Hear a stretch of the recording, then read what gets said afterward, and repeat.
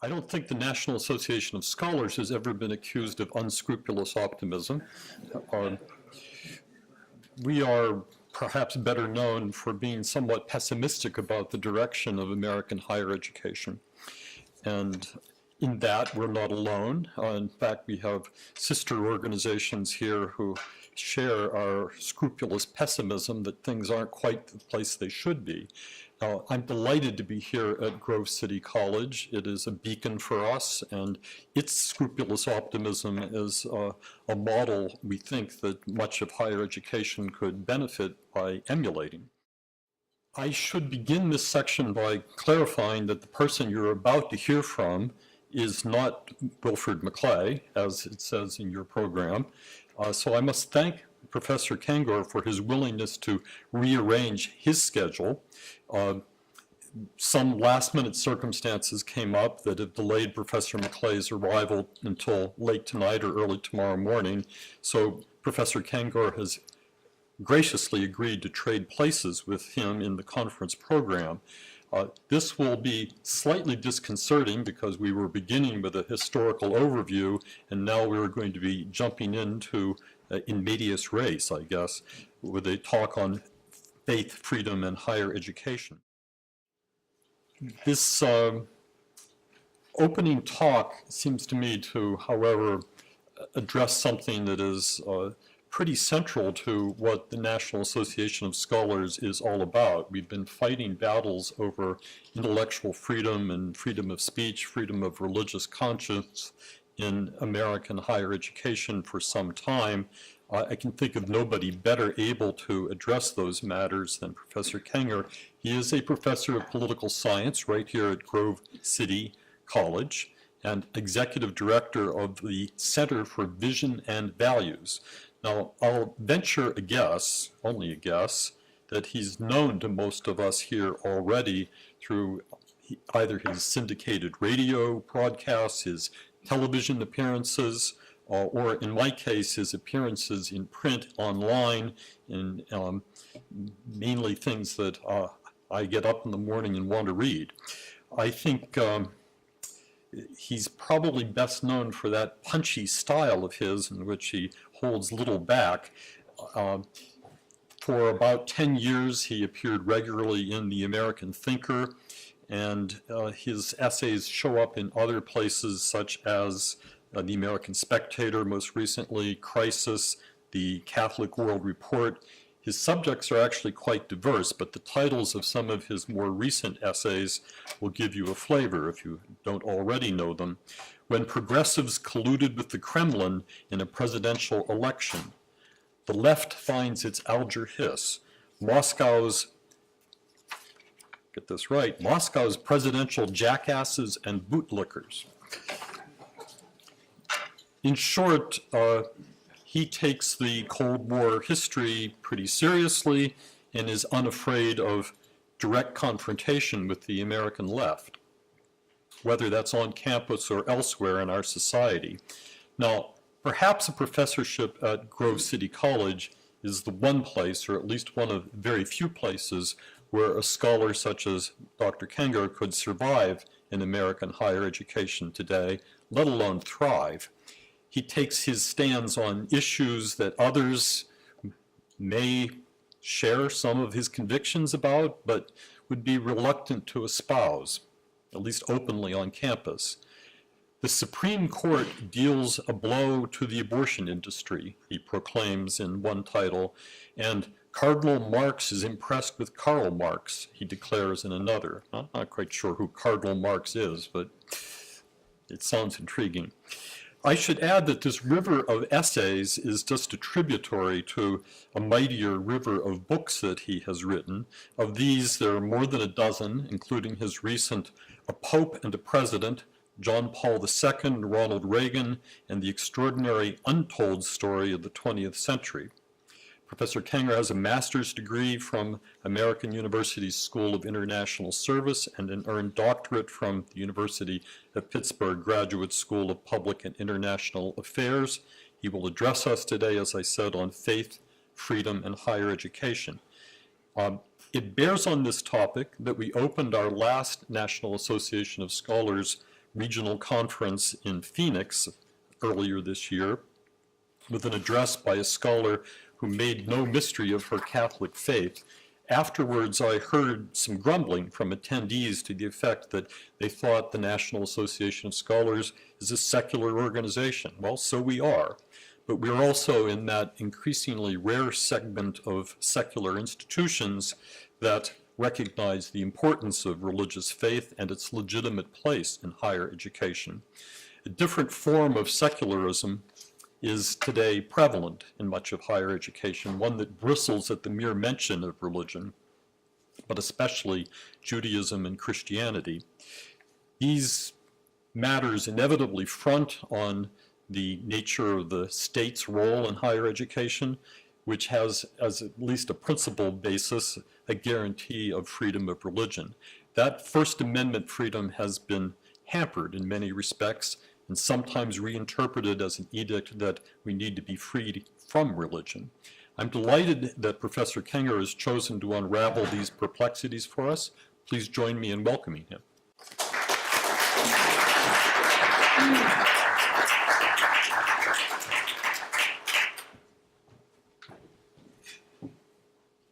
Thank you, Peter. Appreciate that. I can't take credit for some of those great titles of those articles. I wish I could. I concede those to the editors. But it's great to have you guys here and meeting here. And Dave Ayers, thank you for really making this happen. Dave and Peter, and Ashley as well. And where is Ashley? Where did she go? Is she still here? Okay, there she is. Ashley called me a couple days ago in a voice of panic and terror, noting that Wilfred had a situation at home and he had to switch at the last minute and asked me if I could step in and pinch hit. So I was supposed to speak tomorrow instead, and so I said, I don't know. I mean, Grove City College, the first thing they want to hear is me. I mean, they hear enough of me, but happy to come in and step in. And so, yeah, instead of a historical overview that you would have gotten from Wilfred, you'll probably get more of a philosophical overview, I guess, from me. And it is also wonderful to have you all here at this college and this part of the world. It is a great place. This really is a great place. And President McNulty, I mean, the title of Freedom's College is it. I mean, I wanted to teach here before I came here. And I emailed people and lobbied and did what I could to try to get them to hire me, and it's a great place.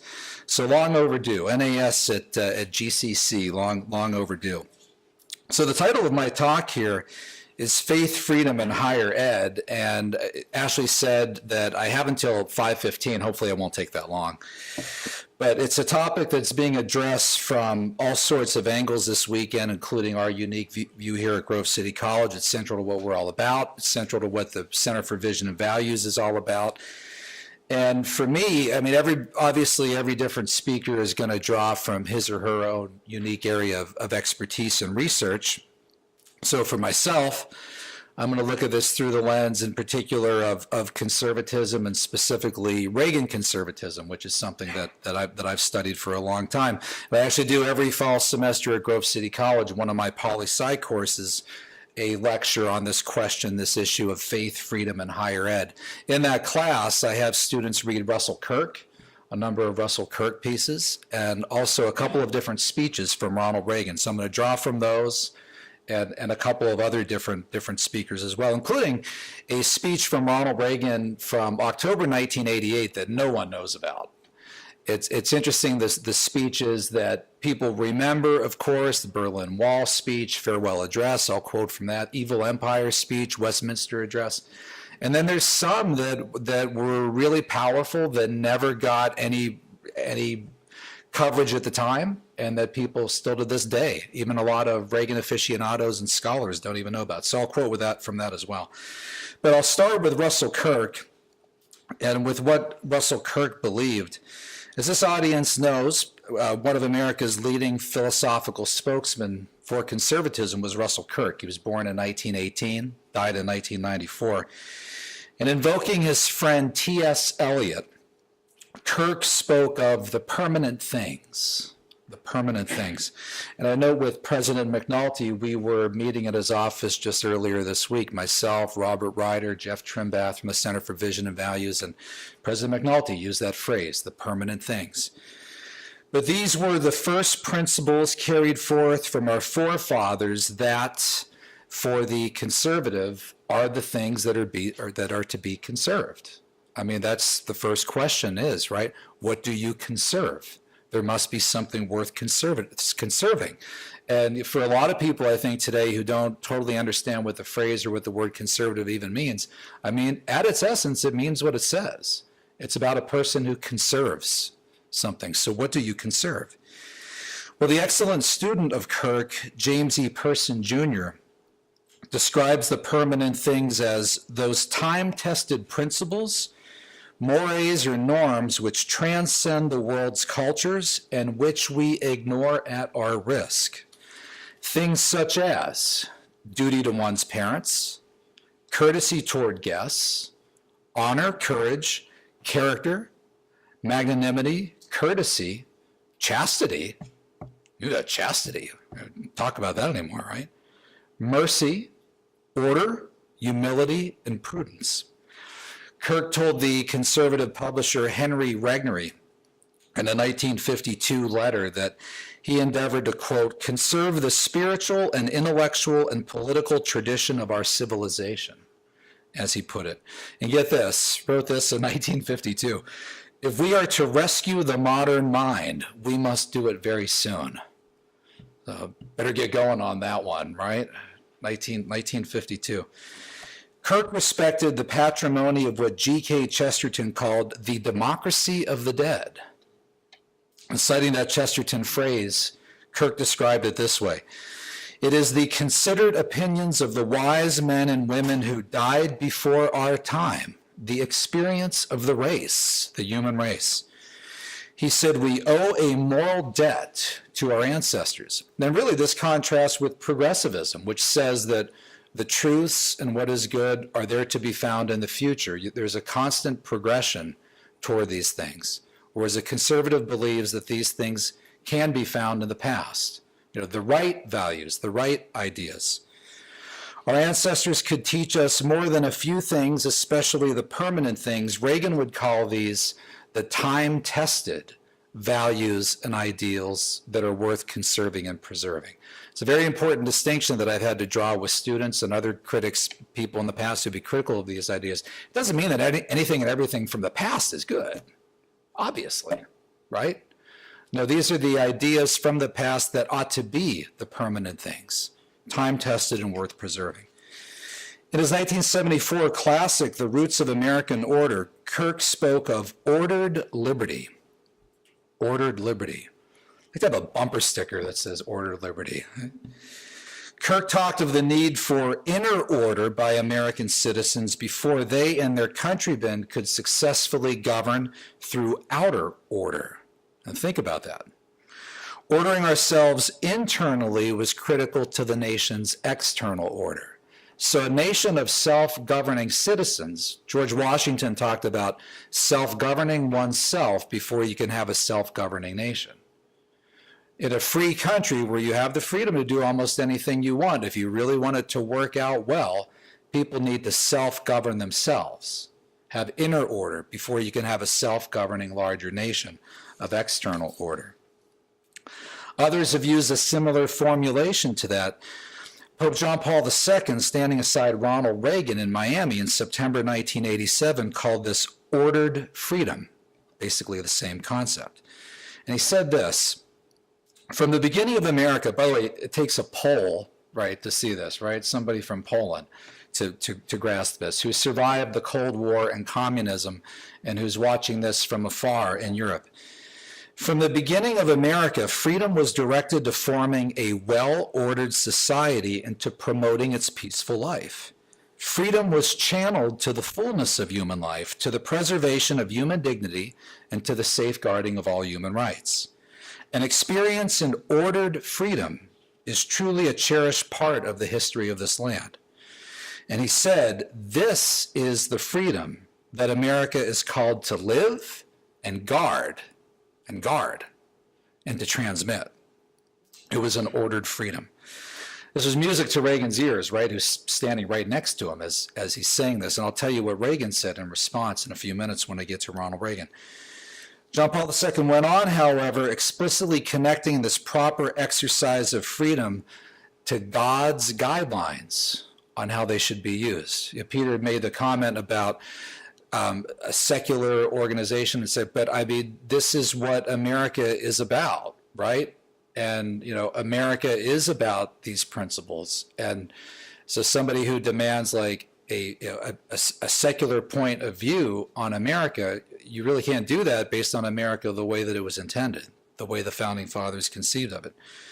So this Polish Pope said this: the only true freedom, the only freedom that can truly satisfy, is the freedom to do what we ought as human beings created by God according to his plan. It is the freedom to live the truth of what we are and who we are before God, the truth of our identity as children of God, as brothers and sisters in common humanity. And he said, that is why Jesus Christ linked truth and freedom together. Freedom, he said, is indeed a great gift of God to this nation, and yet freedom should observe God's law, which is the supreme standard of all human liberty. So that's what Kirk as well believed. Okay, but Kirk on higher ed. How does all of this apply to that? This is a piece from David Bonagura, who was an editor for the University Bookman, wrote this back in 2009. It's called The Sword of Education. Of the voluminous corpus of Russell Kirk's writings, no small amount concerns the subject of education. Kirk counted in his memoirs that over a span of 5 decades, he had authored hundreds of essays, articles, newspaper columns, 3 books devoted to the subject. I'll quote from one of them. And particularly his fortnightly page in the National Review, From the Academy. Anybody remember this? Right? Kirk wrote From the Academy in National Review. Focused principally on education for a quarter century. I miss that stuff, by the way. I really do. And when not working away at his typewriter, Kirk labored for the cause of education in other ways. He lectured and taught as a visiting professor at scores of universities, including at Grove City College. John Sparks, how often did we have Russell Kirk here? I don't. At least 4 or 5 times. And James Person's new book, which just came out, which is an edited collection of Kirk's letters, there's one to you. You're noted in there, as well as another Grove City graduate, Larry Reed. And it's about coming to speak at Grove City College that summer. He served as an advisor to several foundations dedicated to educational renewal, even founded his own used bookshop. Accordingly, in 1960, he became president of the Educational Reviewer. Amidst this proliferation of writing and teaching, Kirk's philosophy on education remained unified, focused, and constant. So there's a continuity in this you see this from 1952 to 1994. So much so that it is impossible to characterize Kirk's half-century-long work on education as early or late. Perhaps education's unabated decline contributed to his consistency. So in a way, what's changing in education is causing him to double down on what he had long believed. Kirk's philosophy of education was shaped by the liberal arts tradition formed over centuries and refined for modernity by John Henry Cardinal Newman, among others. But he added insights designed to meet the needs of the 20th century.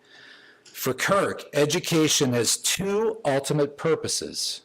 All right? Now go and tell this to people at different colleges all around the country in the next few weeks. 2 ultimate purposes: the acquisition of wisdom and virtue. How many people have that in their mission statement right now in their recruiting? Come here and acquire wisdom and virtue. Wisdom as what he called the apprehension of enduring reality, and virtue, that is the Aristotelian intellectual virtue that can be taught, as the development of strong moral principles and habits. Now, good luck even coming to a consensus on that, right? Taken together, wisdom and virtue enable a person to order his soul and contribute to ordering the Commonwealth. You guys got that? Ordering the soul and contribute to ordering the Commonwealth. Thus, the method of education, particularly higher education, is intellectual, the enlargement of mind and conscience through well-defined literary studies, the importance of developing moral understanding and humane leadership. So David Bonagora continues, he writes this: much of Kirk's work on education defended wisdom and virtue against rapacious drives to transform education into a vehicle of social engineering with narrow utilitarian ends. In his book, Decadence and Renewal in the Higher Learning, Kirk wrote this: two fallacies. Fallacy one is the notion that the principal function of college and university, if not the only really justifiable function, is to promote utilitarian efficiency. The institutions of higher learning, according to this doctrine, are to be so many intellectual factories delivered to society tolerably trained young persons who will help turn the great wheel of circulation, providing goods and services. Fallacy two, well, brace yourself for this. This would be death to a lot of admissions departments. Fallacy two is the notion that everybody, or practically everybody, ought to attend college. It's a fallacy. Not everybody should be going. Not everybody should be attending. In his book, Decadence and Renewal in the Higher Learning, Kirk would write this: I am assuming that college and the university ought not to be degree mills.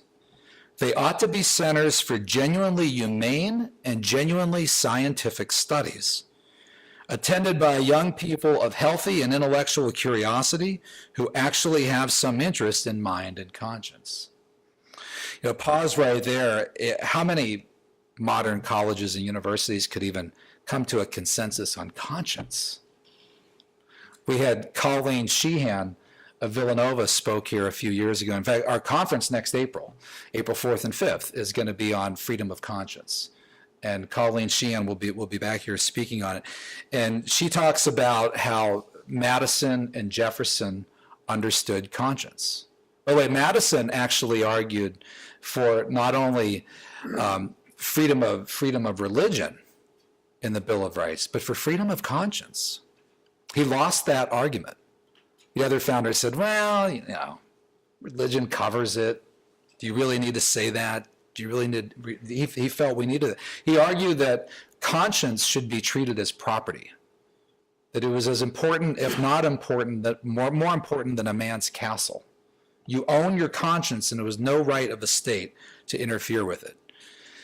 Sheehan says, though, if you go today and you look for a definition of conscience, including if you go to Wikipedia, it defines it as, quote, a vague sense of guilt or a gut feeling that some people have. No, the founders, it's not how they define conscience. So while I admire what Kirk wanted to do and wants to do, I don't know, good luck, right? Good luck. But back to Kirk here, Decadence and Renewal. Getting to the heart of my focus here today, faith, freedom, and higher ed, he said this: I am saying that the higher learning is meant to develop order in the soul for the human person's own sake. I am saying that the higher learning is meant to develop order in the Commonwealth for the Republic's sake. I am arguing that a system of higher education which has forgotten these ends is decadent. Decadent. He did add 40 years ago, but that decay may be arrested, and reform and renewal still are conceivable. I don't know that I'm as optimistic, Peter, on that one. But I think in your families you can work for that goal, and I think at certain colleges we are working toward that goal, and we should strive for it. And as educators, we should strive for that.